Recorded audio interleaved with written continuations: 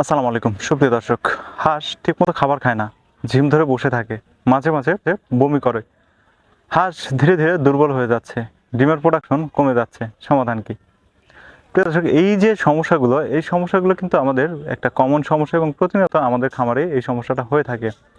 তো এই সমস্যার সমাধান কি, এই বিষয়গুলো নিয়ে মূলত আজকের ভিডিওর আলোচনা করব। ভিডিওটি স্কিপ না করে সম্পূর্ণ ভিডিওটি মনোযোগ সহকারে দেখার চেষ্টা করুন। আর আমাদের চ্যানেলে নতুন ভিউয়ার্স হয়ে থাকলে চ্যানেলটি সাবস্ক্রাইব করে আমাদের সাথেই থাকুন, কেননা আমাদের চ্যানেলে কিন্তু প্রতিনিয়ত এরকম সাজেশনমূলক ভিডিওগুলো আপলোড দেওয়া থাকে। তাই আপনি একজন খামারি হিসেবে এই ভিডিওগুলো আপনার জন্য অত্যন্ত উপকারী এবং কার্যকরী। ভিডিওগুলো দেখার আমন্ত্রণ থাকলো। প্রিয় ভিউয়ার্স, তাই আর কথা কেন, চলুন যাই মূল ভিডিওতে। দর্শক, অনেক সময় আমাদের হাঁসগুলো দেখা যায় কোনো সমস্যা নেই, অন্য কোনো সমস্যা নেই বা কোনো রোগ বালাই নেই, কিচ্ছু নেই, কিন্তু হঠাৎ করে দেখি যে হাঁসগুলো ঝিম ধরে বসে আছে, মাথাটা ওই পিছনের দিকে পালকের ভিতরে গুজে দিয়ে একদম বসে আছে, বা হাঁসের শরীরটা কাঁপতেছে। দর্শক, আমরা অনেক সময় দেখি আমাদের হাঁস মাথাটা পিছনের দিকে পালকের নিচে গুঁজে দিয়ে ঝিম ধরে বসে আছে, বা হঠাৎ করে অনেক সময় হাঁস দুর্বল হয়ে যায়, কাঁপতে থাকে, পা লুলা হয়ে যায়, হাঁসগুলো মারা যায় এবং ডিমের প্রোডাকশন কমতে থাকে। প্রিয় দর্শক, এইগুলো আমাদের দেখা যায় প্রতিনিয়তই আমাদের খামারে ঘটে থাকে। তো এই সমস্যাটির সমাধান কি?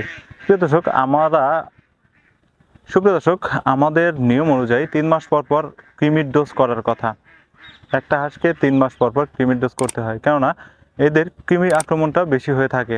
সো সেক্ষেত্রে অনেক খামারি আছেন যারা 3 মাস পরে কৃমির ডোজটা করেন না, এবং দেখা যায় যে অনেক খামারে ডিম আছে, তো ডিম থাকার কারণে কৃমির ডোজটা করেন না, যে কৃমির ডোজ করলে যেহেতু অ্যান্টিবায়োটিক ডিমটা কমে যাবে, বা ডিমটা আরও কিছুদিন দিক তারপরে আমরা আসলে কৃমির ডোজটা করব।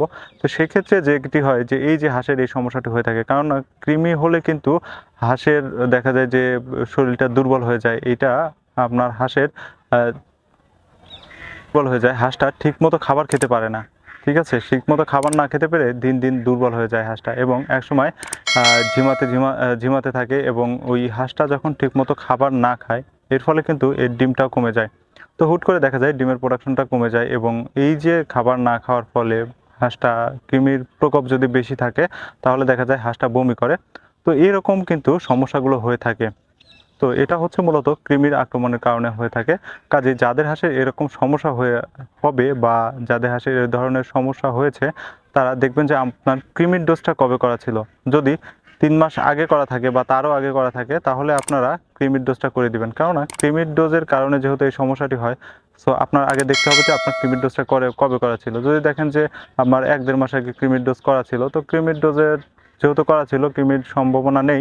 সো সেক্ষেত্রে আপনারা দেখবেন যে অন্য কোনো সমস্যা আছে কিনা, হাঁসটা আগে প্রথমে ধরবেন, ধরার পরে যে হাঁসটা ঝিমাচ্ছে দেখবেন যে ওর শরীরে জ্বর আছে কিনা, বা এটা ঠান্ডার কোনো সংক্রমণ আছে কিনা, বা নাক দিয়ে শ্লেষা বের হচ্ছে কিনা, বা মাথাটা ফুলে গিয়েছে না কিনা, এরকম দেখবেন যে মুখে বা পিছনে ঘা আছে কিনা। এগুলো দেখার পরে যদি কোনো সমস্যাই না থাকে, তাহলে বুঝতে হবে যে এই কৃমির আক্রমণ হয়েছে। তাহলে আপনারা নিয়ম অনুযায়ী কৃমির চিকিৎসা দিবেন। ইনশাআল্লাহ আশা করি যে কৃমির চিকিৎসা করানোর পরে ইনশাআল্লাহ অনেকটাই ভালো হয়ে যাবে। তো অনেকেই লোভে পড়ে যে আসলে কৃমির ডোজ করার পরে ডিমটা যদি কমে যায়, বা ডিম কমে যাবে, তাহলে কৃমির ডোজ কেন করব? তো ডিম কমার ভয়ে আপনি কৃমির ডোজ করতেছেন না, কিন্তু একসময় দেখা যাবে ডিমটাও কমে যাবে এবং আপনার খামারটাও গায়েব হয়ে যাবে, কেননা হাঁসগুলোই দুর্বল হয়ে যাবে।